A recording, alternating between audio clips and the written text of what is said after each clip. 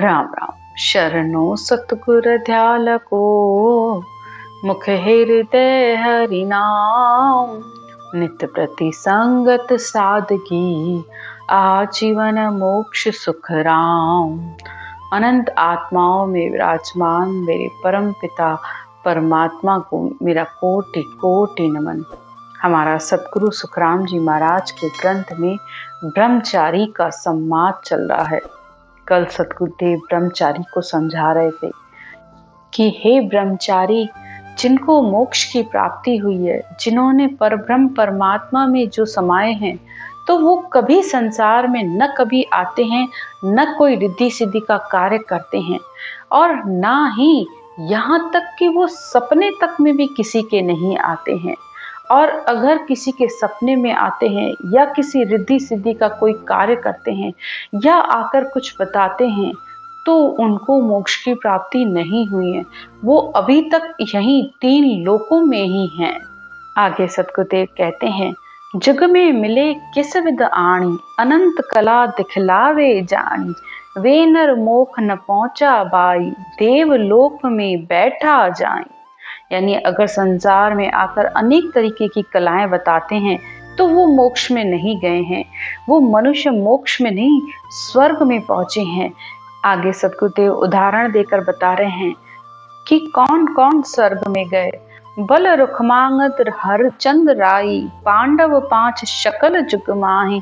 सुन अमरीश भक्त या कीनी, 4 मगध बैंकुंठा लीनी। राजा बलि, रुखमांगन राजा व राजा हरिश्चंद्र, 5 पांडव, ये सब स्वर्ग में हैं। और राजा अमरीश ने भी ये भक्ति की, तो उनको बैकुंठ की 4 मुक्तियों में से एक मुक्ति प्राप्त हुई। सायुज्य, सारूप्य, सानिध्य और स्वारूप्य। इन 4 मुक्तियों में से उनकी इतनी भक्ति करने पर उनको बैकुंठ की प्राप्ति हुई है।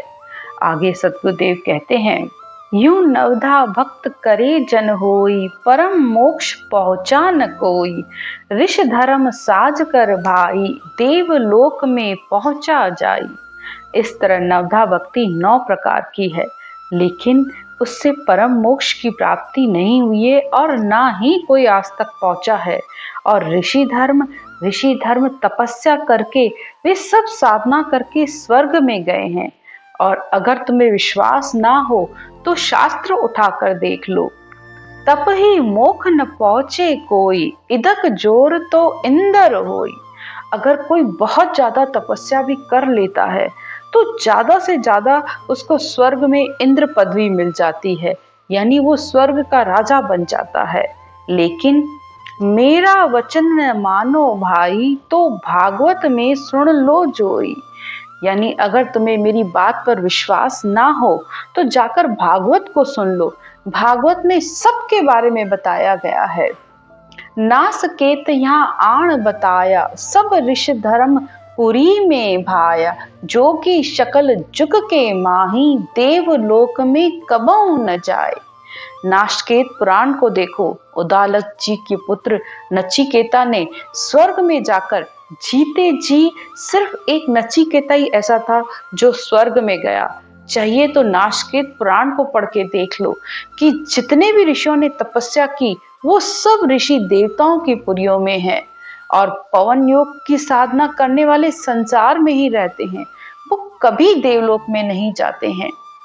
सतगुरुदेव कहते हैं, शुभ कर्म कर स्वर्गा जासी, अशुभ किया 84। कह सुखराम भक्ति कर केवल, परम धाम जन जासी।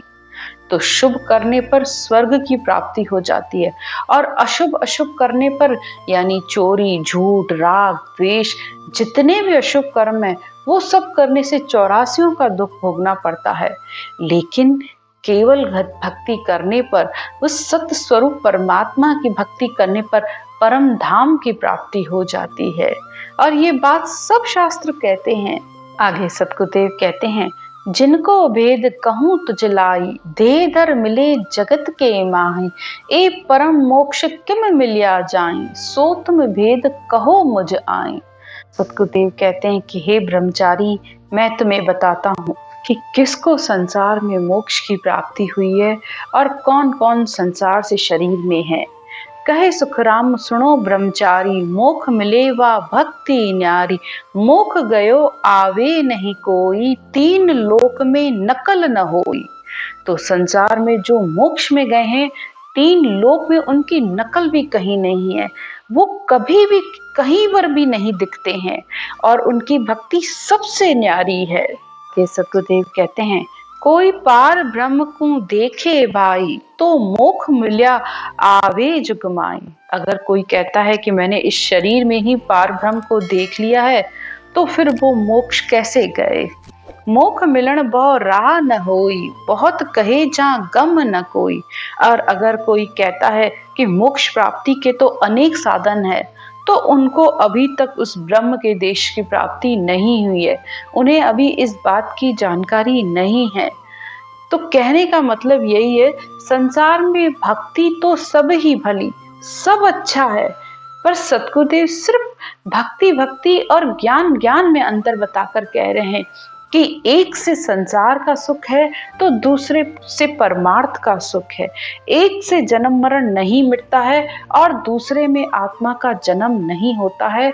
और आत्मा जो मोक्ष में गई है, न कोई वो रिद्धि का न किसी सिद्धि का कोई कार्य नहीं करती है। यहाँ तक कि मोक्ष में गए हुए कभी सपने में नहीं दिखते हैं, और अगर दिखते हैं तो ये सबसे बड़ा प्रमाण है कि वो तीन लोकों में ही अभी तक है। जिस प्रकार कभी कभी हमारे बड़े पूर्वज जो चले गए इस संसार से, वो भी हमें कभी कभी सपने में दिख जाते हैं। तो ये इस बात का प्रमाण है कि वो इस सृष्टि में ही कहीं ना कहीं किसी न किसी रूप में हैं। तो इस प्रकार सतगुरुदेव मोक्ष में गए वे संतों की परीक्षा बता रहे हैं।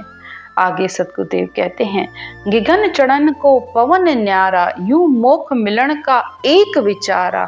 चहु दिश उड़िया गह नहीं आवे, यूं बहुत पंथ में मोख न पावे।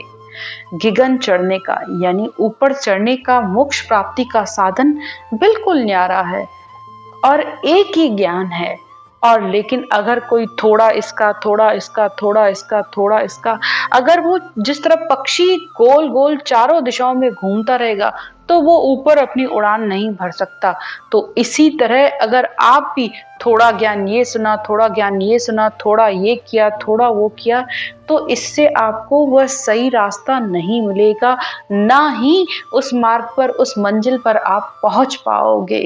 क्योंकि मोक्ष प्राप्ति का ये सीधा और सरल रास्ता है जिसमें कुछ करना ही नहीं पड़ता है। न कोई क्रिया, न कोई जप, न कोई हवन, न कोई यज्ञ, कुछ भी करने की जरूरत नहीं है, सिर्फ सीधा सीधा रास्ता है। अब आगे सतगुरु कहते हैं कि यूं बहुत पंथ में मोख न पाए। और अगर किसी ने बहुत से किसी संप्रदायों में या पंथों में अपनी उठ बैठ कर ली है, तब भी उसे मोक्ष प्राप्ति का रास्ता नहीं मिलने वाला। आगे सतगुरुदेव कहते हैं, बहुत पंथ एक ही होई, मोख पंथ यामे नहीं कोई। यानी सब करनियों के साधन एक ही है, और लेकिन करनियों के साधन से मोक्ष की प्राप्ति नहीं होती है। बहुत पंथ तज एक स्वभावे, यानी अब सब करनियों को छोड़ दिया, सिर्फ एक ही पंथ को पकड़ लिया, सो भी मोक्ष कभू नहीं जाए। लेकिन उससे भी मोक्ष की प्राप्ति नहीं होती। यानी अपनी मति से, अपनी बुद्धि से ये सोच लिया कि मैं एक ही पे चलूंगा, एक ही बात को पकड़ूंगा, तो सतगुरुदेव कहते हैं तब भी मोक्ष की प्राप्ति होने वाली नहीं है। क्योंकि यहाँ भी आपने एक पक्ष का पकड़ लिया, यानी एक पक्ष के अंदर हो गए कि बस मैं ये करूंगा तो इससे मेरी मुक्ति होगी। लेकिन सतगुरुदेव कहते हैं, भली बुरी जब तक व्यासे, तब लक त्रिपुटी तत्व विचारे। यानी अगर किसी में अच्छा और किसी में बुरा देख रहे हो, तो ये भी दो भाव हो गए, एक पक्ष का और एक विपक्ष का। यानी सबको छोड़ा, एक को पकड़ लिया, तो एक पंथ में भी जुड़ने से मुक्ति नहीं होने वाली। क्योंकि सतगुरुदेव कहते हैं कि वो भक्ति सबसे न्यारी है, उसमें कुछ करने की जरूरत ही नहीं है, न किसी पंथ में, न किसी संप्रदाय में, न किसी करनी में, न किसी योग में। किसी भी बात को पकड़ने की जरूरत ही नहीं है, वो सबसे न्यारा है, उसमें कुछ करना ही नहीं है।